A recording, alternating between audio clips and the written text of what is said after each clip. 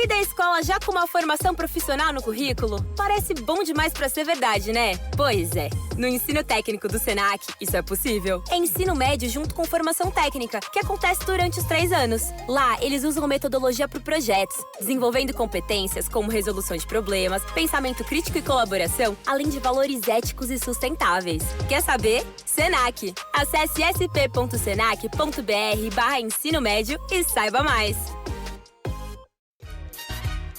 You will dream it.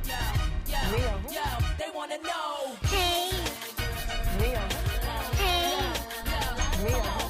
hey. I want to be famous. Welcome to Who Weekly, the podcast where you'll learn everything you need to know about the celebrities you don't. I'm Bobby Finger. I'm Lindsay Weber. And here's a Page 6 exclusive. Grimes is dating leaker Chelsea Manning after Elon Musk breakup. We were right. We knew it. We're only as good as our best tips. Our tip was correct. Page 6 was like, that sounds interesting when they heard the news. They U-hauled or whatever they said. It's like, okay, we got it. It's fine. I want to get the actual quote. I just can't get over the fact that this is all happening in Austin, Texas. I know about the Tesla thing, but Grimes and Chelsea Manning in Austin, Texas, along with Christy Carlson Romano and Hillary Duff, I just can't deal with it. Yeah, this trend started years ago with that New York Times style piece that was the center of my Who Weekly Live presentation. Mm-hmm. But it was, we knew it started with the C-listers, and now they're still coming to Austin. They're getting serious. They U-hauled it, a source tells us, of the fast-paced nature of their relationship. Quote, they've been living together in Austin. Sure I like have. that, the baby was, now I have, new context for this profile where, they're sitting in the living room, Grimes is talking, the baby starts crying, the interviewer is like, what's that, is that a baby? Meanwhile, I'm picturing Chelsea fully, in a closet, just covering her mouth, That would be... But then the baby, and she's like, oh no. It is funny can't do because anything the with the baby. profiler, Devin, got the ultimate scoop, but still missed the other ultimate scoop. I guess, obviously shout out to him. He got one of the scoops, but he missed a full other scoop. I mean, I wonder. They might not have been dating If at the he time knew? he did this interview. Yeah, maybe they weren't dating. Maybe Chelsea just wasn't there. I feel like it's easier to hide a relationship than it is a screaming baby. Sure, but he could have gotten it out of her. God, what do they talk about? I mean, I know exactly what they talk about. Computers. Technology. Computers. Yeah. What do you mean? It's actually so easy to understand what they talk about. And same with Grimes and Elon. I see that you have a 5 things to know about Chelsea Manning. We're not doing that. If you want to Google Chelsea Manning, you need to go for it because it's more complicated than these 5 things. And I think they reduce her. 2 of the 5 things are about Grimes. Come on. Well, I refuse There's to more about reduce Chelsea Manning. Chelsea Manning, them? There's a lot going on there, and I think you should know. Maybe, I don't know, whistleblower, a them term, I'll tell you that. How about this? Compared to Grimes, broadly, themier? Yeah. I think yes. so. Yes, because Chelsea Manning was significantly in the news for a good period of time and had to do with a very important thing. Mm-hmm. WikiLeaks. But Elon also made some extra post-profile news because he is dating an Australian actor named Natasha Bassett. And according to The Hollywood Life, Natasha Bassett knew all about the second baby with Grimes and is okay with it. Hollywood Life got Great. a significantly long and arduous, source-filled thing about her knowing. I knew. And it almost feels like doth protest too much in a way. We're talking... Elon was honest about her having another baby with Grimes via surrogate. Their daughter was born in December. Natasha was fully aware of this, a source close to the situation told us after Grimes spilled the details on her second child. She respects Elon's relationship with Grimes and has no problems with him being close friends with Grimes and co-parenting with her. Grimes also knows that Elon is with Natasha now. There is no bad blood. It's fine. It's fine. Natasha It's has fine. spent It's a fine. lot of It's time fine. at Elon's place, and she has not had any interaction with Grimes. He does talk about their kids together, though. He's active in the lives of all his children. Natasha is wholesome, and she would not start a relationship with anyone knowing that he was in a relationship with someone else. Once that was clarified, she felt a lot better. I'm sorry, so it's just call her Natasha wholesome? is wholesome. I don't think I would call anyone dating Elon Grimes wholesome, but sure, best of luck to you. I don't think I'd ever describe someone to someone else as wholesome. Right. That's such a weird way to describe a person. She would That you never know? be in a relationship with somebody who was in a relationship with somebody else. She's wholesome. Also, just the detail, I mean, whatever to all of this. I believe that Natasha knew and doesn't care because look, when you're dating Elon Musk, there's so much baggage. Another baby with Grimes is like tiny baggage compared to everything else. Like, who cares? Right. If you're willing to overlook all those other things, you're willing to overlook like Grimes' second baby. But Natasha has spent a lot of time over at Elon's place and has not had any interaction with Grimes. Yeah, because they live on like 100 acres. Like, you could live in that house for months and never run into Grimes. No, well, she lives in a separate house. That was in the profile. Right, that's what I mean. It's like, of course she hasn't had any interaction with Grimes. Yeah, but I don't think they live on the same property. I think she literally lives in a different house. Well, I think this is assuming that like sometimes even when Grimes is there, that there's no interaction. They have a lot of houses. Speaking of Elon Musk, his ex-wife, Tallulah Riley, made her public debut with Thomas Brody Sangster. His ex-wife twice. Oh, sorry. You're right. They were married twice. His ex-wife twice, Tallulah Riley, made her public debut with Thomas Brody Sangster at the pre-BAFTA Awards party on Friday night. The pair cut a rug at the gala dinner at the West End swanky Londoner hotel, and it may have been the free-flowing champagne that gave Queen's Gambit actor Brody Sangster enough Dutch courage to show his footwork. I don't know. We talked about these two because what was the thing where like she dated like a pottery guy and then he had a funny name like Pottery God or like Ceramics Man. I don't remember. I don't even remember what we found was so funny. Like I don't even. That's how Pottery Tycoon. Pottery Tycoon. Yeah. She dated a pottery tycoon. Yes, in his 50s. This went from kind of hush hush. Oh, these two are dating. That's so weird. To they've made their red carpet debut, and now we have photos that people are sharing on Twitter, being like, "What is going on here?" No, but the best part about the Pottery Tycoon, never forget, I feel like this was more of something we talked about in one of our live shows than we talked in the main show. But this headline, that's quite a love triangle, comma, actually. Elon Musk's ex-wife, Tallulah Riley, 36, splits from Pottery Tycoon in his 50s and hitches up with 31-year-old Love Actually star Thomas Brody Sangster. Right, and to be fair, he's 31. Yes, he's not a baby. 16, but he is 31. So Yes, it's an odd pairing, but only because he looks young, not because he is young. I do feel like there is a little bit of a misconception about how old this boy is. He's a man. But also he's the Daily Mail. That is on the top of the Daily Mail's mind. Like they are implicitly like talking about how young he looks. Well, they call him ex Love Actually child star, so it's like unclear that he's not a child anymore. And then you see the photo and you're like, how old could he be? Anywhere between 17 and 18. And it's like, no, he's 31. She's 36. So like kind of not much difference. Right. No, there's no difference. Yeah. They also call him baby faced. What did they call him? God, I can't say this. Diminutive? Diminutive. That's so Diminutive rude. Thomas has stars in The Ascendant since his acclaimed role in the Netflix chess drama The Queen's Gambit last year. Meanwhile, compared to Elon, this guy's like a whole galaxy's worth step up, you know? Right. Yeah, a saint, the most desirable man who's ever walked the face of the planet. Maybe he doesn't have Tesla cash, but he has Queen's Gambit dollars. I don't know what they paid for that in. He may not have Tesla cash, but he has like Netflix capital, you know? Netflix capital. And Netflix doesn't pay in crypto, and who knows how much of Elon's money is, you know, volatile? Exactly. Related to this, the pre-BAFTAs dinner. The BAFTAs were yesterday. So were like the Critics Choice Awards and the Critics Choice Awards in London. So many people went to two different parties. I was when I saw photos of Lady Gaga in one look at the BAFTAs on Sunday morning, and then Lady Gaga in another look at the Critics' Choice Awards Sunday evening, I legitimately thought that she chromatica'd herself. That she took a plane for 10 hours so she could go to both. But no, there was a London there was a Critics' Choice London spinoff for the people who went to BAFTAs. Yeah, it was like you could beam in and like go to the dinner, but it was all the same thing. A luncheon. Yes. Luncheon. Are you at the Russell's house talking about the luncheon? It's time for luncheon. You know how it's spelt luncheon. It always makes me crazy because I think of it and I say it how it's spelled. Luncheon.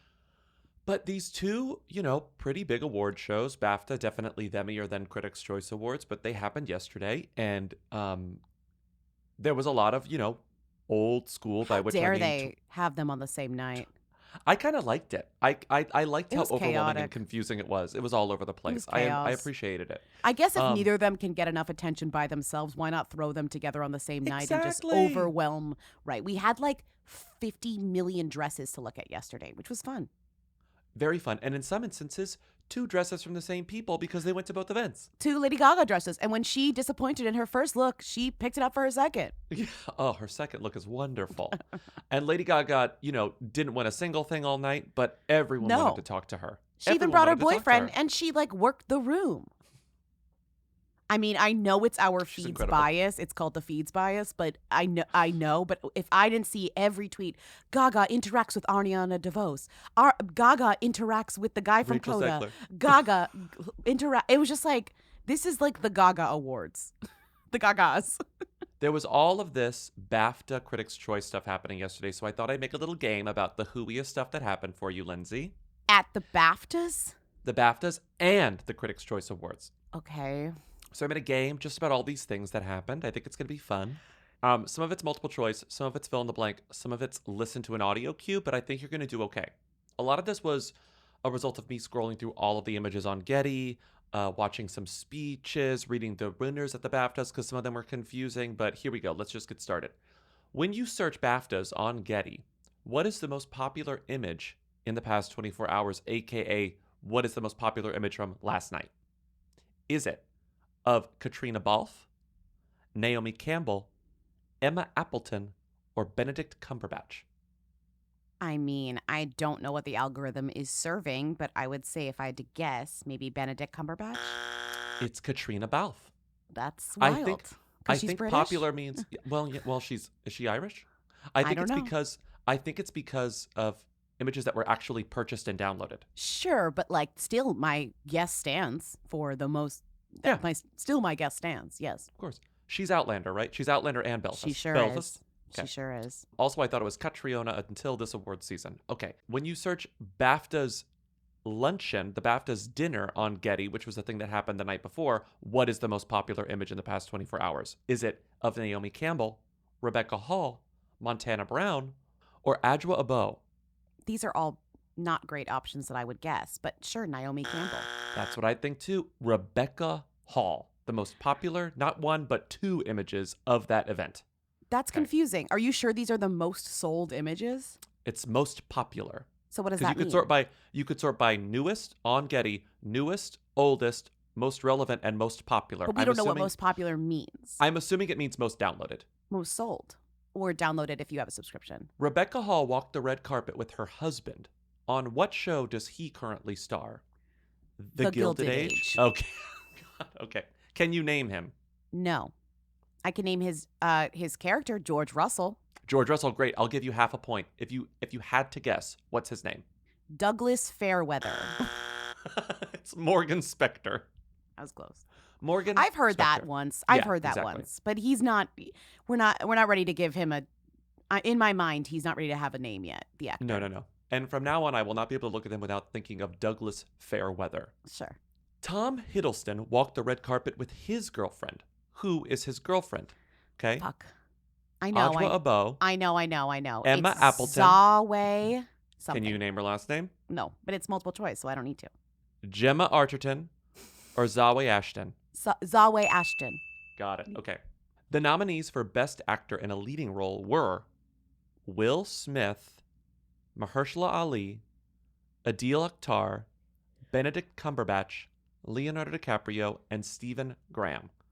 Those all overlap apart from with the Oscars, apart from Stephen Graham and Adil Akhtar. Okay, in which of these Netflix movies does Adil Akhtar not star? Fuck.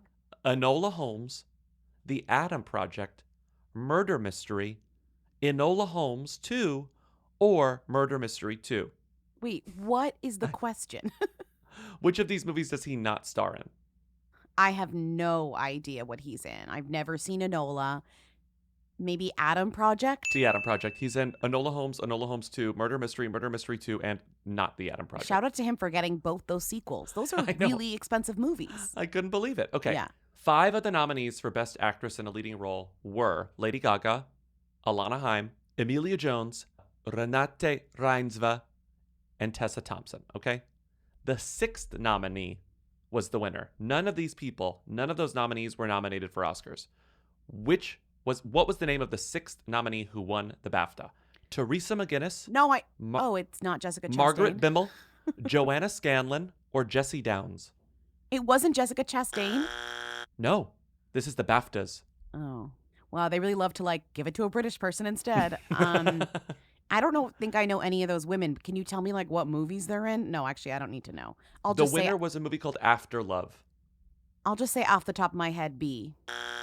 Margaret Bimmel? No, it was Joanna Scanlon. I made the other names up. Who won the EE Rising Star Award? These are the nominees. Cody Smith-McPhee, Lashana Lynch, Millicent Simmons, Ariana DeBose, or Harris Dickinson? I know the answer to this because, of course, I saw a clip of Lady Gaga interacting with her. It's Lashana Lynch. Lashana Lynch, yes, okay. Lady Gaga backstage with Lashana Lynch. I was like, everything had a lens, which through Lady Gaga could reveal the BAFTAs to me. We give her a round of applause. She's very important. She's like proving her worth at all Like, these award shows. Why would I watch the BAFTAs when I could just watch Lady Gaga in various short clips on Twitter interact with different people at the BAFTAs, you know? What did Rachel Zegler say to her? It was like, You I wouldn't saved be my alive without life. you, or something like that. Yeah. Not quite sure like how that translates, but sure. And she is the definition of someone who inspires the next generation. I was inspired by her. Born This Way was my favorite album when I was like 9. So, yeah, she is the reason I'm here. She's the reason I think I can do this, and she's the reason I perform. Well, I think you're going to meet her at some point during God, this I hope award so. show circuit. That would be cool. What will you say to her? What's going to happen? Hi. Just be like, hi, sorry about that one viral video. Do not apologize for that. No, absolutely not. Last night, I told you who hosted. This is about this memory test. Last night, I told you who hosted the Critics' Choice Awards. Can you remember their names? Nicole Byer. Mm-hmm. Forget the other person. Tay Diggs. Now, the rest of it, I think, is the most fun part of this quiz. Okay. Did you watch the Critics' Choice Awards at all? You don't have TBS. No. Okay, so great. So you didn't really see the speeches. I'm going to play you some clips, and you're going to have to, if you can't even guess the actor, you can see if you can guess the thing they're from, because sometimes, at least in this first one, the accent will give it away. Okay, here we go. Speech 1. I'm gonna have to be completely honest. I had nothing prepared. First of all, congrats to all of the other nominees. I loved you all. Okay. Can you do anything with that voice? Honestly, no. Who is that? It's an accent. It's a child. This is the award for Best Young Actor. That's not an award. Who was like the most relevant child this year in film? Not this one. Oh, really? So I'm not even going to guess this. Who is this like Jacob Tremblay but British or something? No, it's not British. Irish. Does that ring a bell? Belfast. Belfast. Okay, I'm not even. Can you guess the kid's name in Belfast? No, absolutely not. No one knows the Jude kid's Hill. name in Belfast. Jude Hill. Okay. The only kid who's relevant this year is the kid in Come On, Come On. Let's be real. That's that true. Kid is the He got only nominated. kid deserving of a child award. Okay, here we go. Thank you so much, Critics' Choice Association. I'm truly honored. I want to acknowledge my fellow nominees. I think you guys are just extraordinary, and thank you for your amazing performances. I'm honored to be amongst you. Does that ring a bell? That voice? No. Okay, the category is Best Supporting Actor in a Limited Series. Is this like a Mayor of Easttown guy? No. Oh, it's what's his face from it's Australian. It's what's his face Yes. from White Lotus. White What's Lotus, his yes. face? Do you know his Yeah. name? No, I knew it when White Lotus was on, but then I forgot it immediately after White Lotus ended. Murray Bartlett. Yeah, Okay. we love him. Australian, yes. They each won. She won too. Jennifer Connelly. Coolidge. Coolidge. Jennifer Connelly. Jennifer Connelly would be great in Great the in White Lotus. I know. Like, get her in for season 2. Okay, here we go. Listen to this. Right, I'm really not going to swear this time. Thank you to the Critics' Choice Association. Thank you to Warner's and Apple and Jason and Bill and Brendan and Joe Kelly. Okay, that gave it away. Okay, yeah. He thanked Jason is and it? he said M. So we're talking about somebody from Ted Lasso. Ted Lasso, exactly. Do you know his name? I know it's the hot mean guy, but I don't know yes, his name. Brett Goldstein. I love that this category is this game is great because it really doesn't matter what these names are, but like you know who No. they are, right? The characters. Here we go. You're gonna know this one, but here we go. Okay, sorry. I really wasn't expecting this. I'm going to be really bad at this speech. There's so many amazing women in this category. I can't believe it. I can't believe I'm mentioned alongside you. Oh my gosh, the beautiful cast of our show. Okay, I know this girl immediately. So I heard this. I saw this speech already because it's the one that was being shared that was quote Everyone unquote loved good. It is good, and it is good. That's Twitter queen herself, Melanie Linsky. Melanie Linsky. Did you see her, Jason doing Ritter? doing her real Australian accent? You never hear it. She's Kiwi. Oh, New Zealand, doing her real New Zealand accent. She and Kate both won Heavenly Creatures reunited, but her husband Jason Ritter tweeted like, "Look at my hot wife at the Critics' Choice" or whatever, and she retweeted, "I keep begging him to tweet, 'I love my curvy wife,' but he will not do it." I love my curvy wife. She is absolutely one of the best natured people in Hollywood. Also, hearing her accent in real life, which is irrelevant to her work, it just shows how good she is at accents that are not her own, because her accent is like so severely Kiwi. It's not like she's lost this accent at all. She really does not sound like she's American. No. You will pry that accent from her cold, dead vocal cords, you know? Next voice. Thank you, God. Oh, thank you very much, Critics' Choice Awards, and everyone who loved and supported the Squid Game. Oh, well, that gave it. Oh, God damn it, that gave it away. Fuck. Shit. I didn't mean to play. Yeah. Okay, Let Lee me Jung-jae. guess. Somebody from the Squid Game. I'm Yes, not it's going to know Lee that. I Jung-jae. never watched the Squid Game. Okay. Well, that I spoiled it anyway. Lee Jung-jae won Best Actor in a Drama for Squid Game. This is not the winner's voice. This is the person who accepted on behalf of the winner. Can you tell me who this person is who accepted the award for Best Actress Drama? Immensely talented actors were paired with some of the most electric characters to ever grace the film world. And those connections were so perfect, it was like catching lightning in a bottle. Was that her armpit sniffing co-star Oscar Isaac? No. You think that's what Oscar Isaac sounds like? He sometimes does sound like that. He sounds a little nasally sometimes. No, it wasn't anyone who had anything to do with the eyes of Tammy That is Faye. like one of the most recognizable voices in Hollywood. That's Lin, right? That's Lin-Manuel Miranda. He kind of does sound like Oscar Isaac. Like they both speak in a higher male register, you know? Just a slightly higher pitch, but yeah, I get it. Anyways, he would totally sniff Jessica Chastain's armpit as well.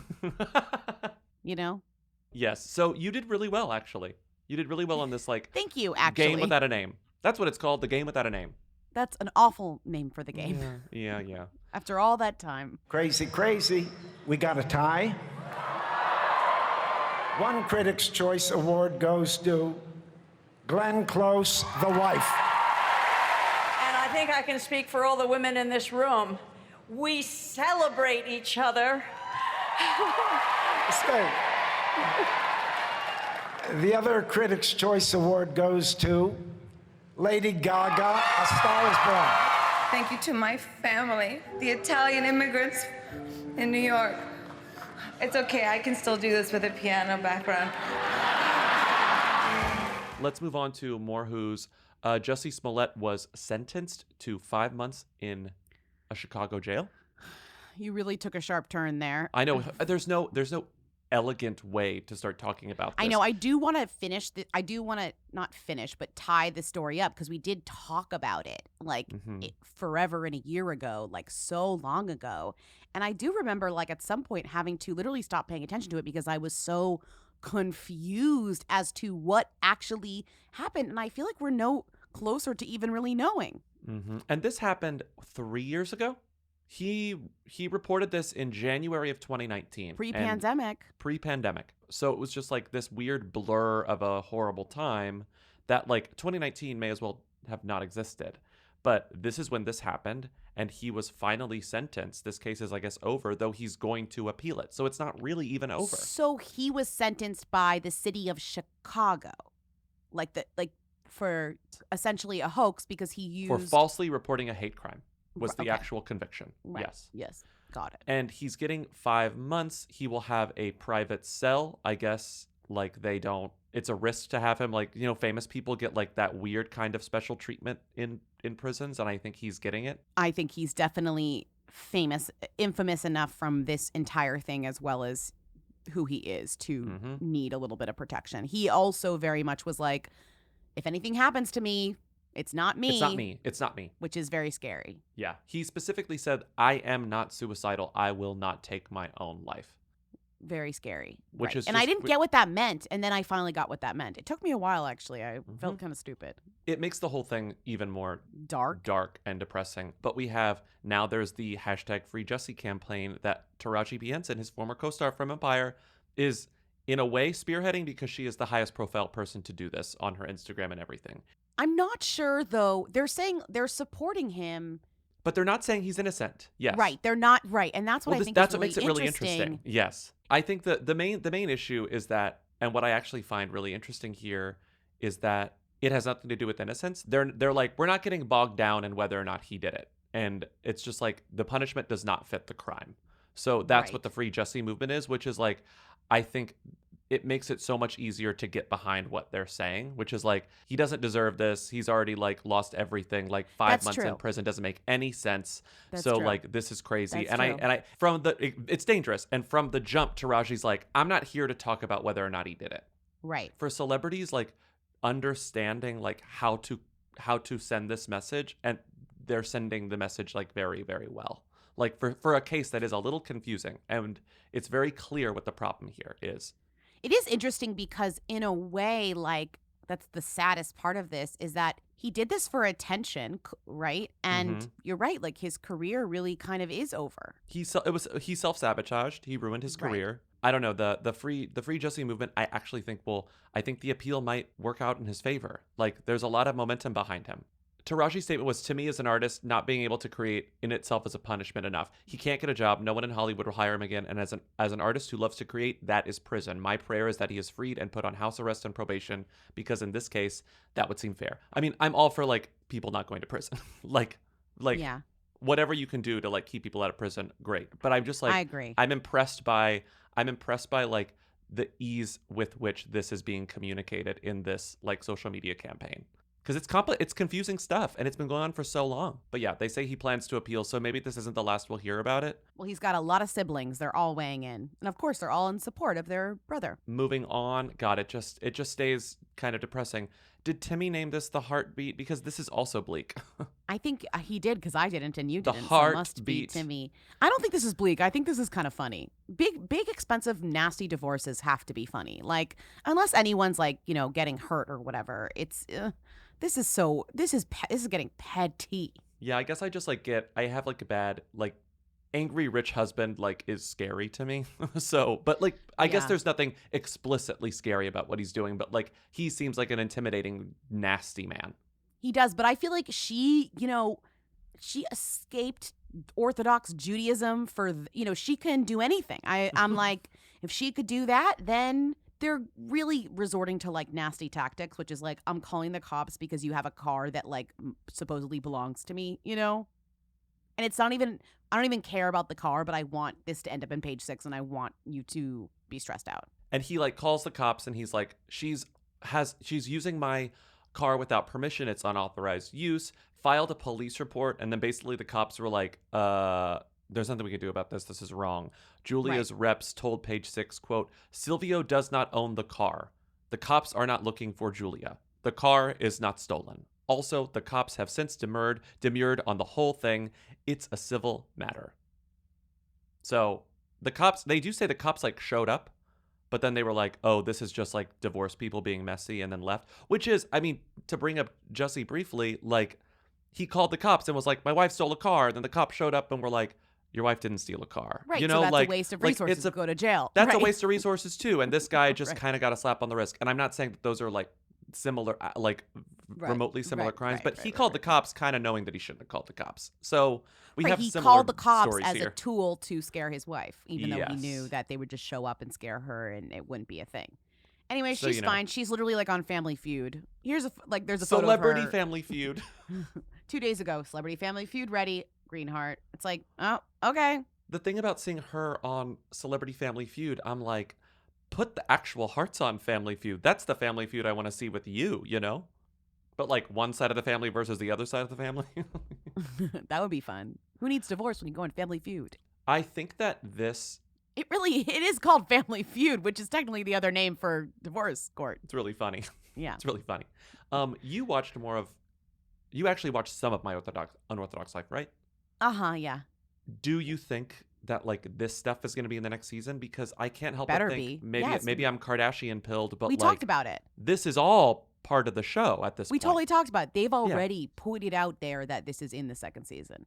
And like And that's it's funny all I because can it think went now. from a never gonna watch this show again to guess I'm really curious about how this all like implodes, you know? I gotta see this show now. Because the first season was kind of about how, you know, she'd overcome so much, but then the kind of chatter behind the scenes was, well, she married this really rich guy and he kind of gave her this job and it's everything is kind of through him.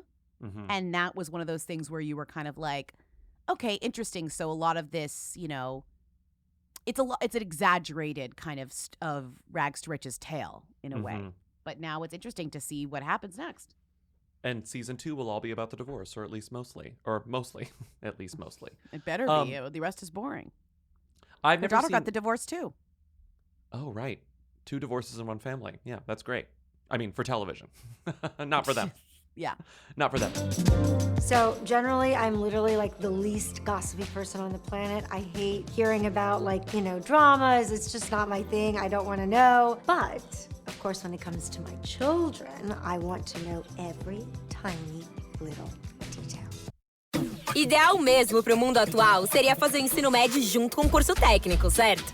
É no Senac que o aluno tem autonomia de verdade, formação cidadã, foco na diversidade, preparação pro Enem, material didático sem taxas e muito mais. Na real, tem tudo que você precisa para se sentir preparado para a vida. Seja para entrar no mundo do trabalho ou te ajudar a decidir o que fazer na faculdade. Quer saber? Senac. Vem comigo. Acesse sp.senac.br/ensino-médio-técnico. Hey friends, I'm Sharon McMahon, host of Here's Where It Gets Interesting. Each week, I speak with authors, experts, and thought leaders on everything from American history and democracy to how to be a better person on the internet.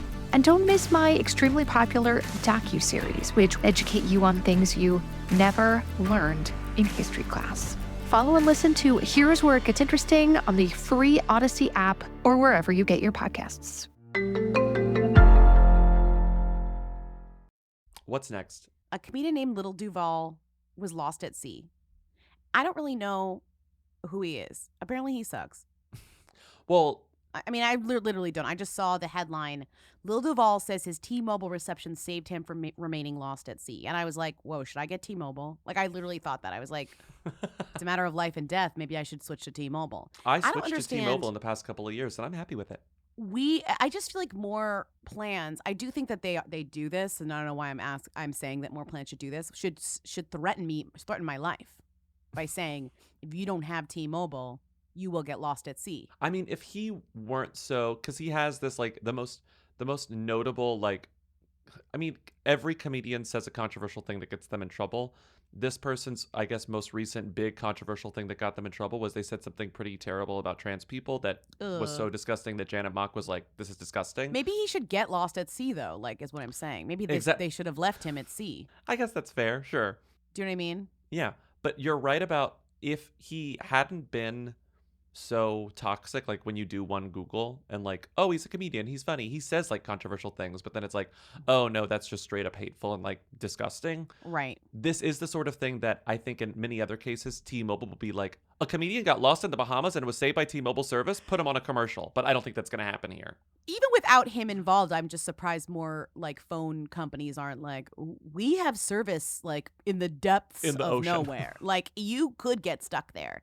Because that is a scary option. You know, like how many remote forests can I get Verizon in? Probably not many. And then some phones, I think, have capabilities to like pay extra to like connect to that satellite thing. It seems you get like one of those weird texts you didn't ask for, like when you land in another country, and Yes. it's like, oh, it looks like you're traveling, but like, oh, it looks like you're lost. Want to pay $99.99 to like Right. connect to our satellites and get like a Right. rescue team?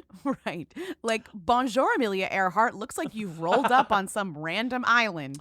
Oh, according to our services, it looks like that's an island filled with giant crabs that'll eat your bones.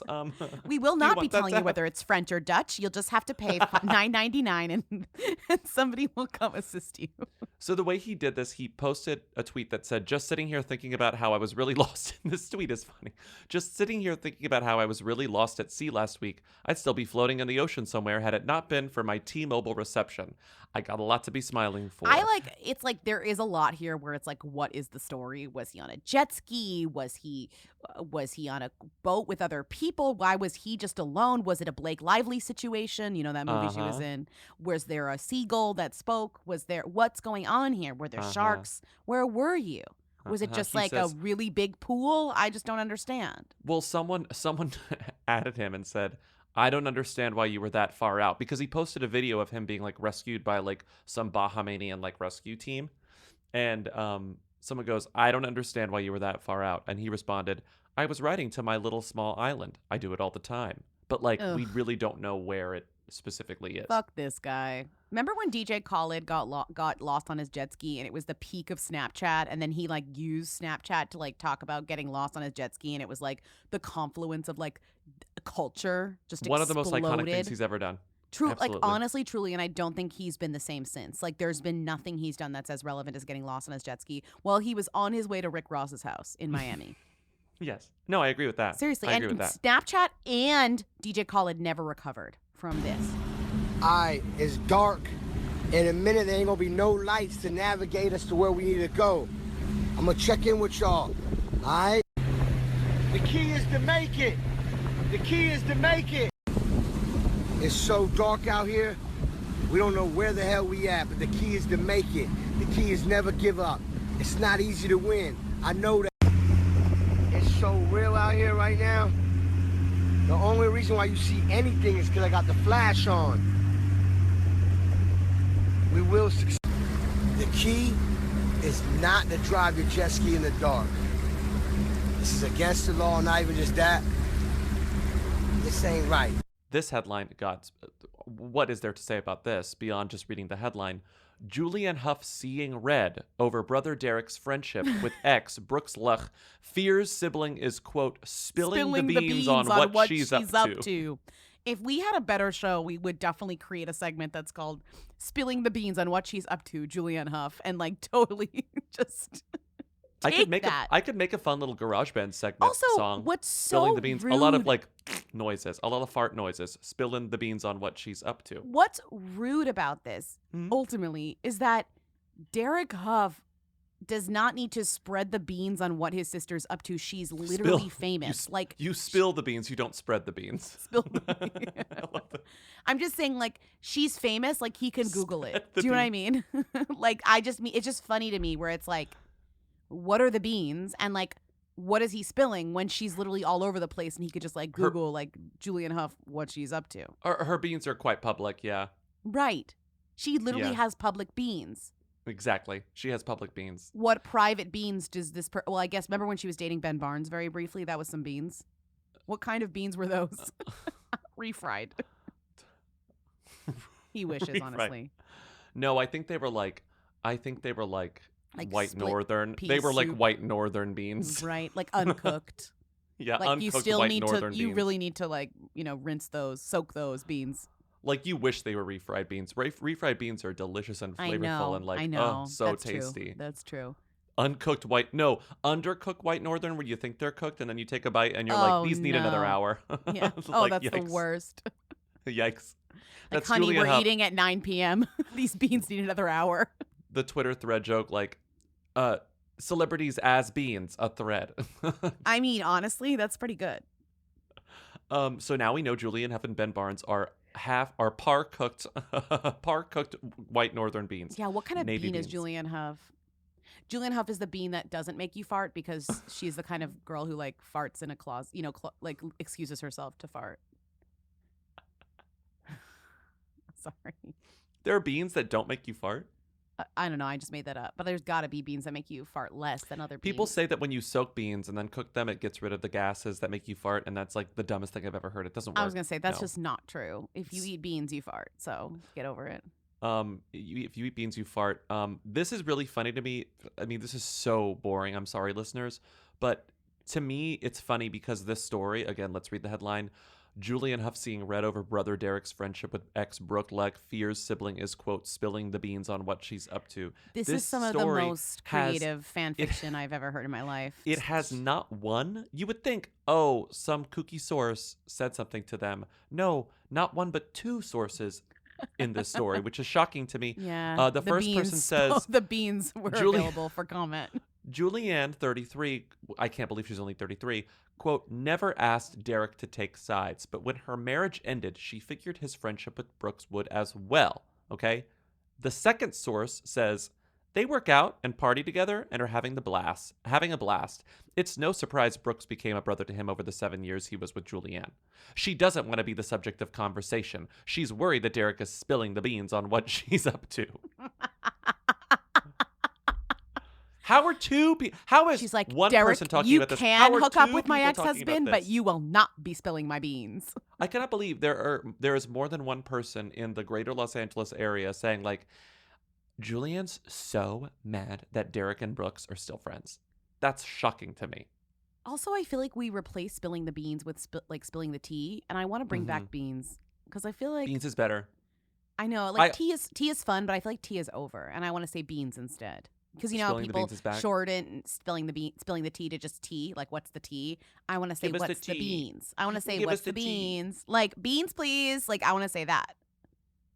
Beans, please is like, good. oh, Okay, you just beans, please is spilled, good. and it's like in your head, you're thinking of just beans, like literally like washing downstairs, like beans just being poured downstairs.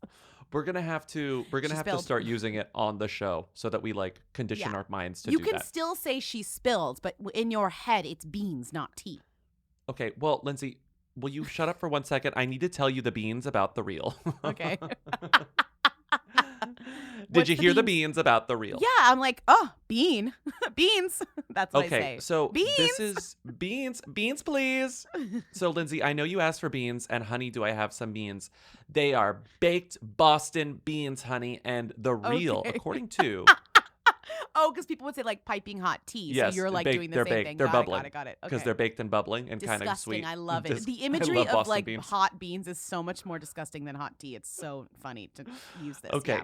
so speaking of hot, wet, bubbling beans. Yum. Give me the beans. The beans, Serve they are me the bubbling. beans. And according to the Jasmine brand, which released an exclusive a couple of days ago on their website, I feel bad exclusive, about this. and I really didn't see it get much play everywhere else, but exclusive, the reel to be canceled.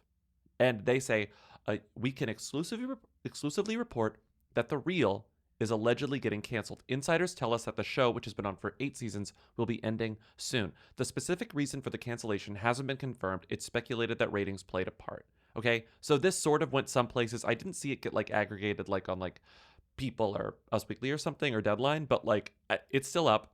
And Lonnie Love, one of the co-hosts of The View, responded to it on Twitter and said, it's been a busy few days, but I got a call from the studio. No official decision has been made about the reel. I will be okay, but please give grace to the 150 crew members this may affect. We will finish season 8 and wait for official word. To me, this reads like, yep, it's getting canceled, right? Like, well, I think it's not a vehement denial. I think the thing is that usually they're probably renewed by the end of the season, a certain time before the end of the season, and they're approaching quickly the end of the season with no sign of renewal. And I think that's kind of the lag, the usual that's usually not a lag. They're worried. Jasmine brand. I don't know what kind of sourcing they have, but like I believe the Jasmine brand. What's funny is I confused the reel and the talk, which I am wanting to do, and I was like, Jerry O'Connell's out of a job again. Like I literally at first thought of Jerry O'Connell, then I thought of Lonnie because I was like, that's a bummer. And Adrian. I'm so stupid. I forgot that Jerry O'Connell is still a host on the talk. Yeah. I forgot that wasn't just like a one and done thing. Outlast the reel? That will be a shame. That sucks. The reel has always been better than the talk, especially now that it's Jerry O'Connell. I mean, do we watch either of them? No. But, we're just saying we know. I watch more clips of the reel. Like Right. I don't watch The View either, but like The View and the Reel clips pop up more than the talk clips. Any daytime cancellation that's not Ellen is a loss. if we lose Yeah. Drew, if we lose Kelly, if we lose Real Talk, View, I think any of those are a huge loss. The number one show that's not a loss that got canceled is Nick Cannon's talk show.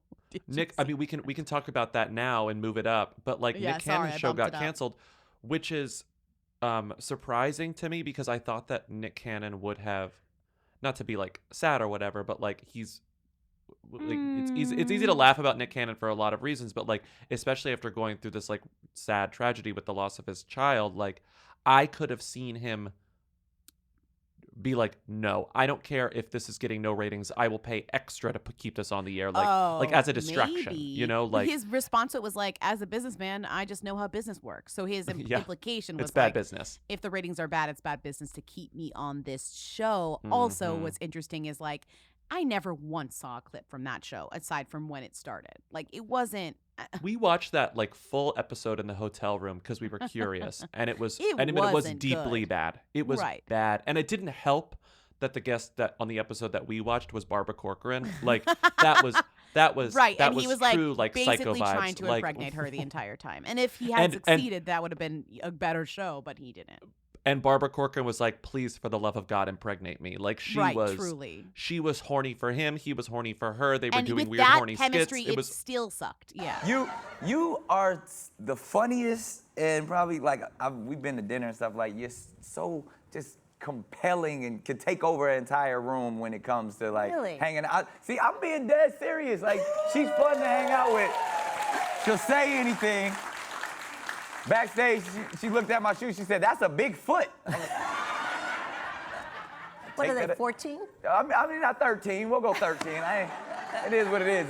It was so weird. It was so uncomfortable. It wasn't meant to be. He's more of a, yeah. I mean, he's a jack of all trades. God bless him for trying every single one of these things. You know. But did you notice? I think you or Timmy bolded this. The Debmar Mercury is the production company that made the Nick Cannon show. They're also the production company that does the Wendy Williams show. So it's sort of like it sounds like it might be like a complete like redo of their lineup. It's like they're rethinking. Well, if things, Wendy's the you know? center of that wheel, and Wendy is the who knows of the scenario right now. Right. Although I feel like And now it's they're Sherry Shepherd. full steaming ahead on Sherry. Oh, Shepherd. Sherry's getting 100% of like their attention, I guess. I know. Um, it's interesting because it just feels like that's so still very unresolved, and like Wendy's gonna keep like speaking from wherever she is about this, but it's like, where are you then? You know? Right. Not to we there's another cancellation we're going to talk about, but before we get to it, related to the Reel's alleged cancellation, it provided some context because the first headline that I saw before I saw that the Reel was going to be canceled was this on ET Online. Kandi Burruss reacts to rumors Jeannie Mai is replacing her on Real Housewives of Atlanta season 14 exclusive. And I was like, oh, that's interesting. Like, I've heard that Candy's new show is amazing. So Candy doesn't even need you have? Housewives anymore. Yeah, Candy. What's her new show called? Candy and the Family or something. Candy and the Gang. Don't you wanna go to the place to be where strangers become family? Over fried chicken and mac and cheese, from Creole ladies' recipes. Candy and the Gang. And apparently it's about working at a restaurant, so it's like anyone who's like Vanderpump Rules, I don't want to watch you anymore. Here's like a great show for you to hop onto. Bobby needed a new lunchtime show. Seems like he got one. Because I alright. fell off Salt Lake City. I told you I was watching Real Housewives of Salt Lake City, and after like half of that season, I was like, get me out of here. I was like, this is too crazy even for me. Like I can't deal with any of this. Right. People are saying, okay, I don't know where this rumor really started. I couldn't find the origin of it, but it existed pretty prominently online, and so ET asked her about it. And Candy told ET, here's the thing. I'm cool with Jeannie, and I love her. So please, I'd love for her to come on, okay? But she goes, I don't know if somebody wants her to come through. I mean, it would be great to see her. I'd love her for the part. We are friends. So let me be the one to bring her on. Because what they're saying is she hasn't been like the friend yet. Because I guess that's typically how it works. Yeah, you have to be You be the introduced friend. in as like you have to have an angle in. It can be a fake angle, but it has to be an angle. Yes. The producers have to say, this is your friend, bring them along. But Jeannie, like, though, would, I mean, she'd be Jeannie great. is already a star, I know. And now she'd be an interesting dynamic to like know. like an established personality who's like I kind know. of goody-goody, Jeannie Mai is. Also, she would be great because it's like adding Garcelle to Beverly Hills, like adding Denise Richards to Beverly Hills. Like Atlanta could use like that zhuzh, you know? And not just adding Jeannie, because you would also get Jeezy too.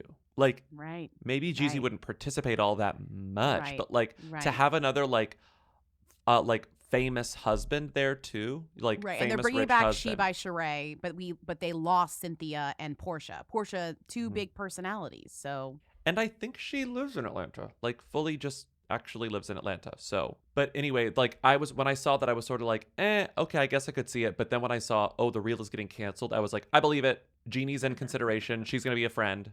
Other cancellations that are another cancellation that's considerably less interesting. Actually, it's as interesting. It's as interesting. I'm being rude it's to so this. interesting because we Tarek- literally talk about every time how we're shocked this show is still on, and it's Yes, not on that's why I anymore. take it back.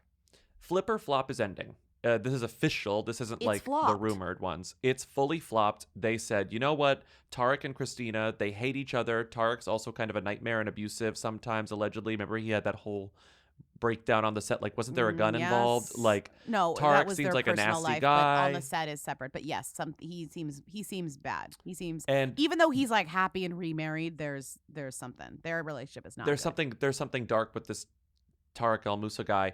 But they've said this is over. We're done, because the sourcing on this is very funny. This quote is from People magazine, and this explains why that it's happening, but it's anonymous. Tarek and Christina are generally cordial. They're co-parenting, and nothing gets in the way of that. The show, Flip or Flop, was just too intimate of a setting at this point, and it was time to close that chapter. Like, that's the most elegant way of saying, like, they can't stand each other's guts, you know? Right. It was too intimate. They hate Right. being around each other. Right. That's kind of how I read And it, also, right? like, they did give them their own shows each. Like, the Daddy Yeah. Network was like, okay, well, you each can do your own, like, same fucking stupid thing, but on different shows. But honestly, maybe that means that flipping as a concept is, like, they realize is coming to an end, or, like, the trend is, like, waning.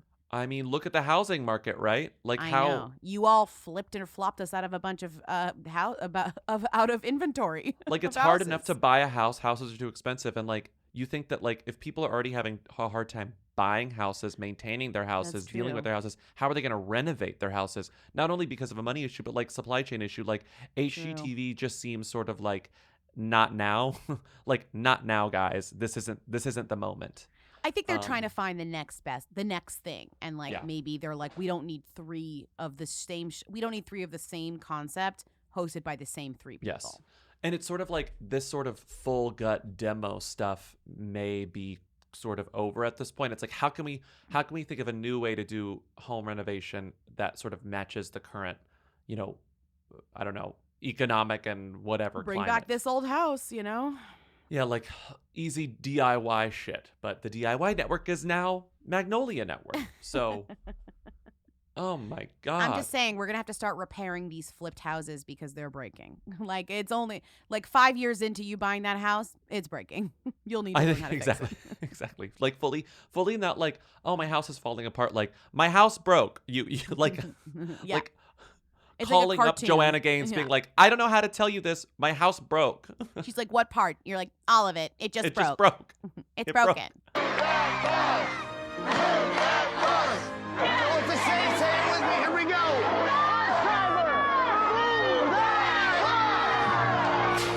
Is Jonathan Bailey a who or a them? He's got to be a who now, right? This Bridgerton idiot. If anything, he was like a nod to me before, and now he's like officially a who. He's Because he was fully on a who. season 1, and then it was announced that he was going to be like the star of season 2. But also, I'm like, I know that And we, Reggae like, Jean Page are- goes, bye-bye. Right. Well, I think Reggae Jean. It's also like, what's going on with Reggae Jean Page? He's filming shit. And what's going with Phoebe Dynevor? Nothing's going on with Phoebe Dynevor. But Dynevor. Reggae Jean Page is actually like He's in stuff. filming things or will Sure. be in things that he is hoping will make him like a big them, even though I think he is a them now. I Jonathan gotta say, Bailey though, is you like, gotta hurry that up because you're running out of time. when does his big movie? Because he's Like he's the also Shine trying. is gonna. He's wear trying to off get when we- Bond. when we discover the new guy. People are also floating him for like maybe the next Bond as well, because no one knows what the new Bond. I was talking about it with I feel like everybody's being floated for a new Bond, you know? Like, so is Outlander guy. So Jonathan Bailey is the new hunk on Bridgerton. He is being positioned as the main guy. He is a, like, classically British theater guy. Musical theater, too. He's also gay. And he is? Yeah. I did not know that. Yeah, he's gay. Oh, that's why. Oh, he's. That's shock. Oh, I love Jonathan Bailey now. Okay. Oh my God. So he was on Broadchurch. Okay. He was also on Chewing Gum and Crashing. He was. He on, was like, on every prestige. He's basically been on all of the like cool girlies TV shows that weren't the big ones that they made. Do you know what I mean? Like Michaela Cole's before she made I May Destroy You. And the show that Phoebe worked on before, what's it called? Fleabag. He was in Crashing and Chewing Gum. the version of Company I saw on Broadway, but in London. Oh, cool. Okay. Hello, my name's Jonathan Bailey, and I'm here with Harper's Bazaar UK in my home in London, and here is what you don't know about me.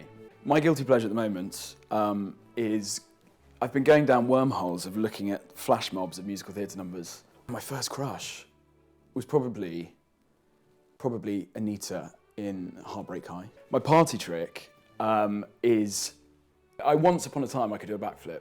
What makes me angry, I think, is probably dishonesty or, confused. What makes me the happiest is definitely music. My superpower, it would be to be able to go back in time.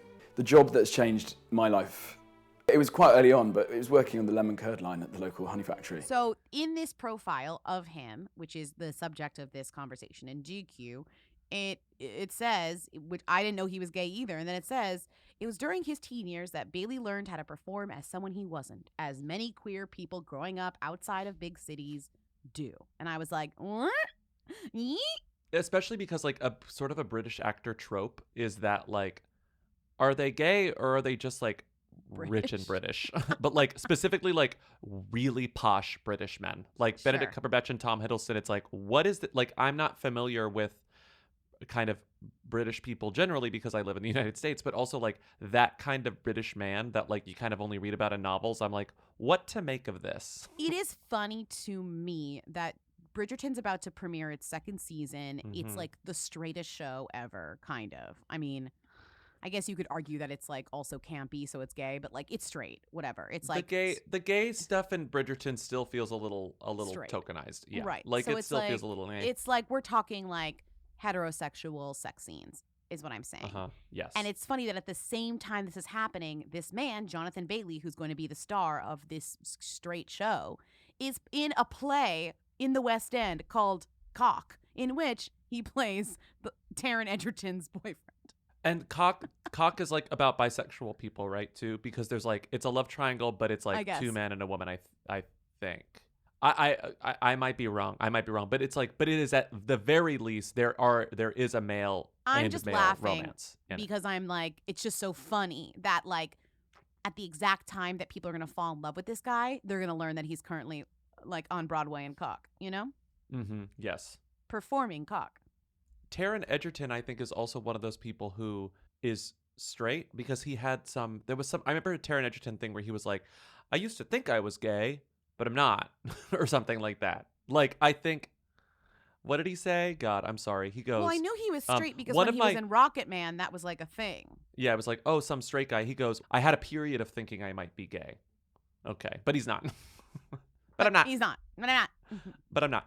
He's very thirsty, though. Few people as thirsty as Taron Egerton. I do love seeing the word cock in headline after headline, and it just has to be there. Anyway, the other person, so Jonathan Bailey, bubbling them just like Regé Jean Page. He's taking a page out of that playbook. Simone Ashley, though, who is the woman he like walked the BAFTA red carpet with in her stunning pink outfit, his co-star in Bridgerton. She's the like Phoebe Dynevor for season 2, and he's the Regé Jean Page for season 2. Yeah. I think that both of these people are going to come out of this successful in the way that like Phoebe Dynevor was sort of overshadowed by Regé.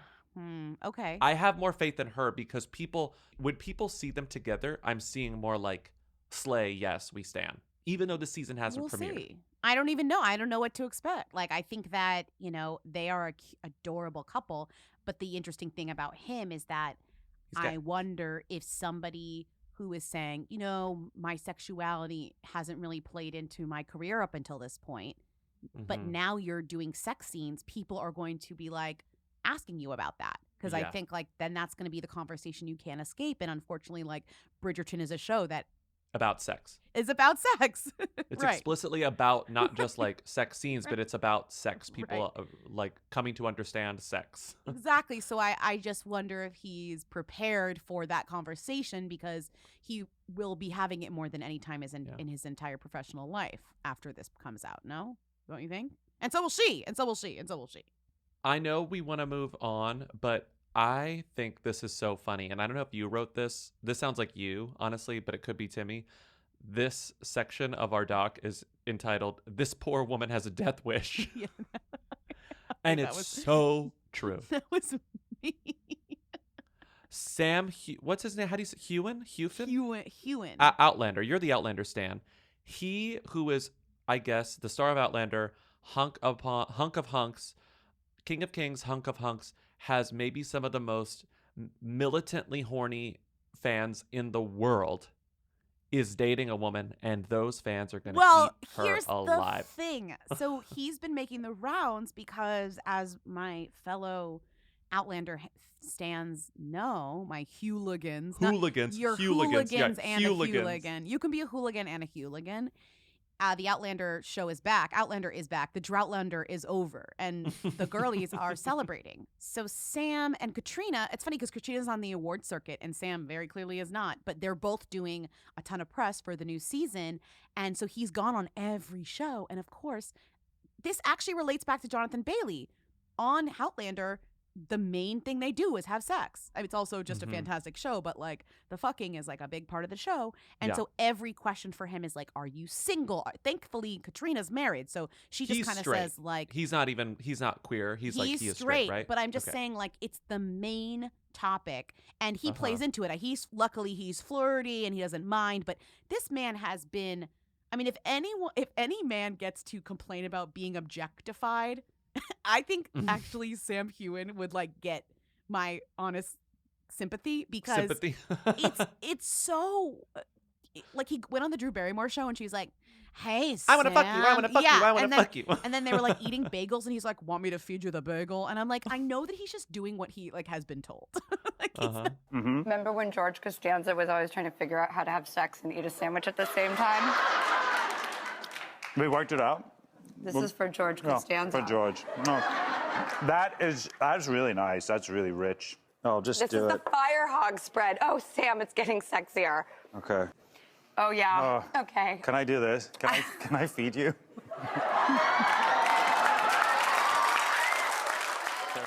Anyways, I'm just watching him make the rounds on this, and I'm just like laughing because it's honestly, I hope he's okay. It's crazy. But these photos come out because every time they ask him if he has a girlfriend, he's like, no, but like I am interested. I'm interested. I'm open. Okay. Page 6 straight up calls him notoriously shy.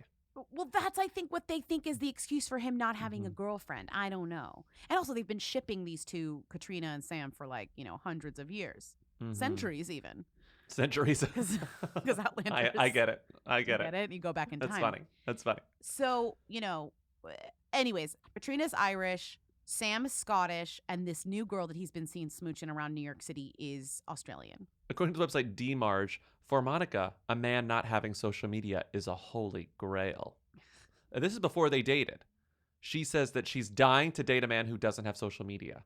But I just love that she says she's dying for a man who doesn't have Instagram. And it's like, well, honey, you're dating a man with millions of followers. And not just followers who are like tongue emoji, tongue emoji, tongue emoji, tongue emoji on everything. Like wet emoji, wet emoji. Who doesn't have Instagram? Jamie. Oh, the character. Got it. He lives, of course he doesn't. He lives back in another time. century. Yeah. So yeah. If Sam Heughan, if Jamie came to me and was like, want to date, I would break all my rules too. There's no red flag that could prevent. You're like, hey, Bobby, I can't record episodes for the next 6 weeks. I'm dating Sam Heughan. I'd be like the drunk employee in 9 to 5 who just goes, at a girl. I mean, I'm just saying, like, there's no red flag that would stop me from dating this man. Just in terms of, like, as an Outlander watcher, and I think everyone would agree. You know what Who Weekly could be for like the 6 weeks that this relationship lasts? Because come on, Lindsay, you know it's gonna be great for a couple of weeks, and then he's gonna be like, I'm traveling so much, and you're like, I get it. This woman needs a bodyguard. This woman is in trouble, and I'm President Biden. This woman needs Secret Service protection. Okay, she's in trouble. She's in trouble. Monica Clark, good luck. Good. Seriously, best of luck, and watch your back. That's not a threat. Oh my God, that sounds like I'm threatening. It sounds like you're the one who's behind her. No, I'm not. I don't care that much, but I will. No, I'm just here to say, watch your back. No, I'm just saying she needs to, watch her back. Let's not talk about Jake Paul. Let's not talk about Delilah Hamlin. Let's not talk about Millie Bobby Brown and Jake Bon Jovi making their red carpet debut at the 2022 BAFTAs. Let's talk about Rita. What was she wearing? Where was she seen? She posted what on Instagram? She's the Who Queen. Tens of people want to know all about the number one Who. Lindsay, Bobby, tell us now. What's Rita Ora up to? Who is this woman? Rita's in New York.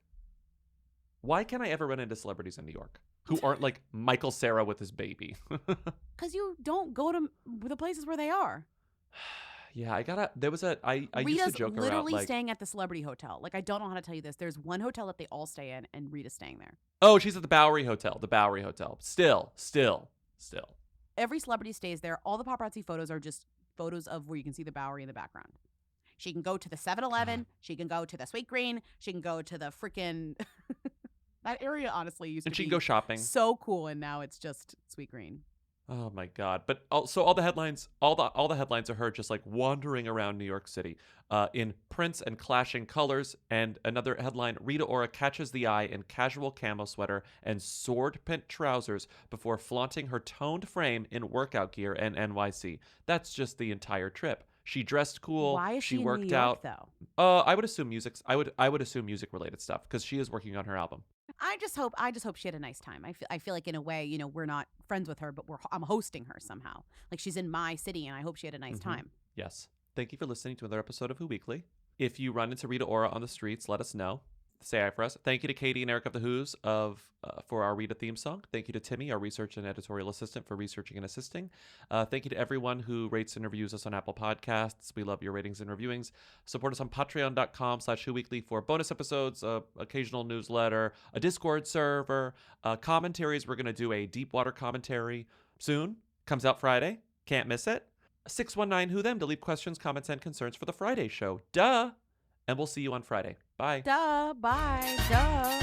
You will dream it. Yo, they wanna know. Hey. Hey. Hey.